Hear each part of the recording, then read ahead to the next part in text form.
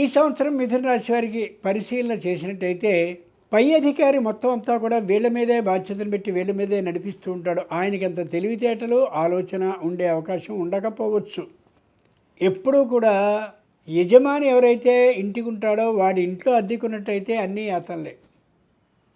అక్కడ తుమ్మావు, ఇక్కడ దగ్గావు, ఇక్కడ నీళ్లు పోసావు, అక్కడ అది చేసావు, ఇది చేసావు అంటూ చంపుతూనే ఉంటాడు. కాబట్టి అధికారి మీకు బాగా దగ్గరగా ఉండే అవకాశం ఉంది. అధికారి మీ మాట వింటున్నాడు అని అనగానే పొంగిపోకండి. అంతటి అధికారి మీ మీద అధికారాన్ని పెట్టినా చేయొచ్చా, చేయమంటావా, వద్దంటావా అని అడిగి ఆయన అనుమతిని తీసుకుని మాత్రమే చేస్తూ ఉండండి. అది చాలా చాలా మంచిది మిథున రాశి వారికి ఈసారి. చాలామంది మామూలుగా అబో మా పైవాడు మాకు బాగా తెలుసు, నీకు చెప్పించేస్తా, ఉద్యోగం ఇస్తా, వద్దు.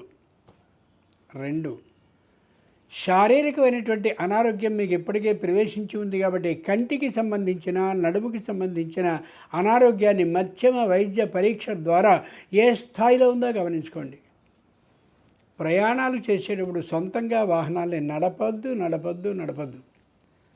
శారీరకమైనటువంటి బడలిక కానీ మీకు అనిపించినట్టయితే ప్రత్యేకంగా ఒక వ్యక్తిని తోడు తీసుకుని వెళ్ళండి తప్ప, నేను చాలా చక్కగా ఉందని, ఆరోగ్యం బ్రహ్మాండంగా ఉందని అనుకుంటూ అవిశ్వాసంగా మాత్రం గబగబా వెళ్ళిపోవద్దు. ఆ నమ్మకం మాత్రం వద్దు. అవిశ్వాసం ఉండాలి, నమ్మకం ఉండకూడదు, అనుమానము ఉండకూడదు. పిల్లలకి సంబంధించిన వివాహాదులన్నీ కూడా జరిగే అవకాశం ఉంది.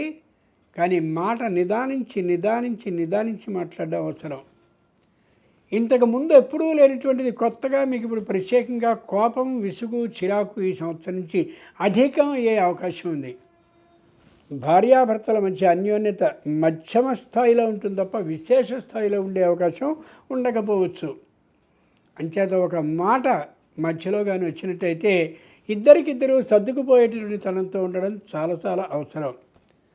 ముఖ్యంగా భార్య వైపు ఉండేటటువంటి అత్తమామలు పూర్తిగా ఆమె పక్షానే ఉండే కారణంగా మీరు ఒక్కరైపోతారు. ముగ్గురులో ఒక్కరు మాత్రమే అవుతారు. మీ మాట చెల్లుబడి కాకపోయే అవకాశం బాగా కనిపిస్తోంది. ఆర్థికమైనటువంటి స్థితి మధ్యమంగానే ఉంటుంది తప్ప విశేషంగా ఉండే అవకాశం ఏమాత్రమూ లేదు మిథున రాశి వారికి.